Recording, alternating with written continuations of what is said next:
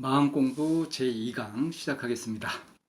음, 오늘은 이 마음공부를 해가는데 전체적인 좀 뼈대를 잡으려고 하거든요. 무슨 얘기냐면 어떤 식의 주제를 가지고서 이 마음공부를 쭉 해갈 거냐 하는 얘기를 이제 해드리겠다는 겁니다. 어, 마음이라고 하는 것이 제가 늘 강조하지만 언제든지 갖고 있는, 우리가 마음이 없이는 살 수 없거든요.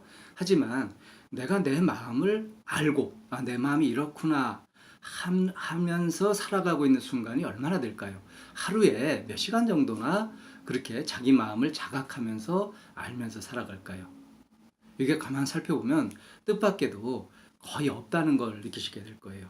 이게 왜 그러냐 하면 우리 사람이 이제 쭉 살아오면서 오랜 역사를 거쳐오면서 이제 살아남기 위해서 이렇게 수많은 정보들이 있잖아요. 나한테 위험한 거, 내가 또 이게 잡아서 먹어야 될 그런 대상, 뭐 이래서 이런 것들을 구별해내고 거기서 또 방법도 생각하고 뭐 등등등 해가지고 굉장히 많은 생존에 필요한 자극들이 있는데 그것을 그때마다 일일이 다 신경을 쓰고 에너지를 써가지고 하게 되면은 아주 비효율적이죠. 그래서 효율적으로 하기 위해서 기존에 경험하고 했던 것들을 법칙화시킵니다. 그래가지고 이걸 이제 디미니싱 룰이라고 하는데 최대한 경제적으로 최소한의 에너지를 들이고 익숙한 것을 처리해 버려요. 이제 이렇게 되다 보니까 기존의 경험에서 알게 된 것들이 어떤 데이터베이스처럼 기반으로 딱 잡히게 되고 그거를 기반으로 해서 뭘 하게 되니까 새로운 정보가 이렇게 나왔을 때도 이전에 경험했던 유사한 것들을 가지고서 그것들을 처리를 해버립니다. 그러니까 자라보고 놀란 것은 소뚜껑 보고 놀란다는 것들이 이제 이런 데서 나오는 거예요. 그런데 이 중에 어떤 것들은 생존하는데 적합해서 제대로 되게 된 그런 정보도 있지만 이 잘못 오인하는 정보도 있겠죠. 그래서 이제 여기서 네 가지 조합이 나오게 됩니다. 자극이 있는데 그것을 알아차린, 제대로 알아차린 거. 이거는 자극에 대해서 마음이 제대로 반응한 거죠. 제대로 쓰인 겁니다. 또 이제 자극이 없었을 때 마음이 일어나지 않는 것. 그것도 자극이 없으니까 마음이 일어나지 않았으니까 이 부분도 제대로 무시가 된 거죠. 근데 이제 문제는 이제 이 두 가지예요. 자극이 그게 아닌데 일어나지 않았는데 내 과거 경험이나 어떤 기억이나 착각으로 인해서 일어났던 거. 이거는 이제 이 오작동이 되는 거죠. 마음이 잘못 작동되는 거예요. 그 반대로 자극이 있는데 그걸 알아차리지 못해 버린 경우죠. 이런 경우에도 이제 크게 재난을 맞닥뜨리거나 그럴 수가 있는 겁니다.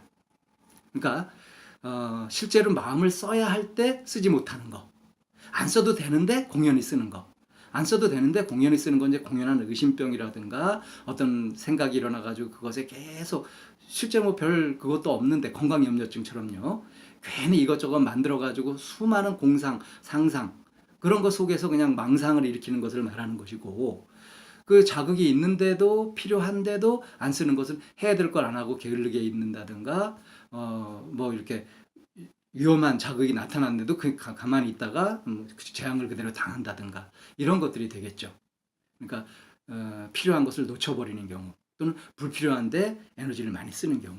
그래서 우선 마음 공부를 하는 데서 제일 처음에 중요한 것은 내 마음을 찾는 겁니다. 지금 내가 마음을 적절하게 쓰고 제대로 이렇게 마음이 기능하고 있는지 하는 것들을 알아차려야 된단 말이에요. 이것이 이제 처음에 마음 찾기, 내 마음이 어떻지 하는 거예요. 그래서 마음을 찾으면 내 마음이 지금 이런 상태구나, 흥분돼 있구나, 또는 불안하구나, 또는 호기심으로 막 설레고 있구나 하는 것들을 알았을 때 그러면 이런 마음이 이렇게 되는데 어떤 이유가 있지 않겠어요? 이렇게 마음이 일어나는 현상을 제대로 이해하는 것. 이걸 이제 마음 알기라 그래요. 마음을 알아가는 것. 이 마음을 알아가는 것에서는 이제 인류의 수많은 경험이라든가 그 많은 사람들의 연구라든가 이런 것들을 충분히 좀 알 필요가 있겠죠. 그러니까 내 마음이 어떤가 하고 마음을 찾는 부분은 주로 그 가장 비슷한 부분이 이제 명상 분야라고 한다면 내 마음을 알아가는 이 부분에서는 이제 심리학 분야에서 비교적 그래도 많이 분석도 해놓고 해놨어요. 연구를 해놨어요. 그래서 이런 부분 명상과 심리학 이걸 통해서 내 마음을 찾고 내 마음을 알아가고 이제 그 다음부터는 뭐냐면은 이게 이제 내가 살고자 하는 방향에 맞느냐 그렇지 않느냐 내가 원하는 거냐 그렇지 않느냐 해서 원하는 것대로 가면은 그 순조롭게 가고 그렇지 않으면 안 하고 하는 식으로 이거를 다룰 줄 알아야 되겠죠. 컨트롤 한단 말이에요, 마음을.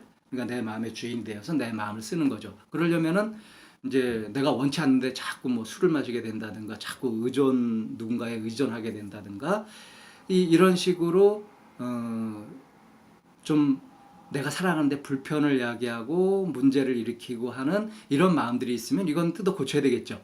그래서 이런 부분들을 뜯어 고치고 또 좋은 마음은 더 이렇게 크게 확실하게 확립을 하고 하는 식으로 하는 것. 이걸 이제 마음 다스리기 또는 마음을 다루어 가는 것이라고 할 수 있습니다. 이건 마음 수양에 관련된 부분이고요.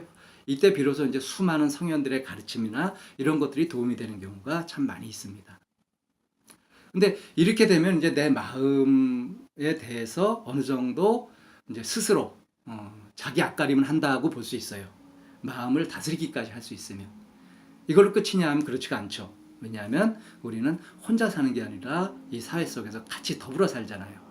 그래서 더불어 사는 사람들과 어떻게 서로 마음을 주고받느냐, 마음을 나누는 것, 소통하는 부분이 이제 그 다음에 등장하게 되는 이제 중요한 주제가 되고요.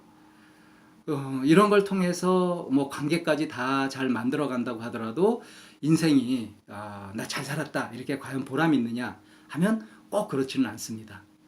얼마만큼 의미 있는 인생을 살았느냐, 내가 후회 없는 인생을 살았느냐 이렇게 되려면 마음을 정말 제대로 잘 써야 되거든요. 그래서 마음 쓰임새를 어떻게 가질 것이냐 하는 것이 이제 종합적으로 내 인생을 통합하는 그런 의미에서 이건 이제 철학하고도 연계가 되는 그런 부분이라고 할 수 있어요. 어떻게 살 것인가에 대한 답이죠.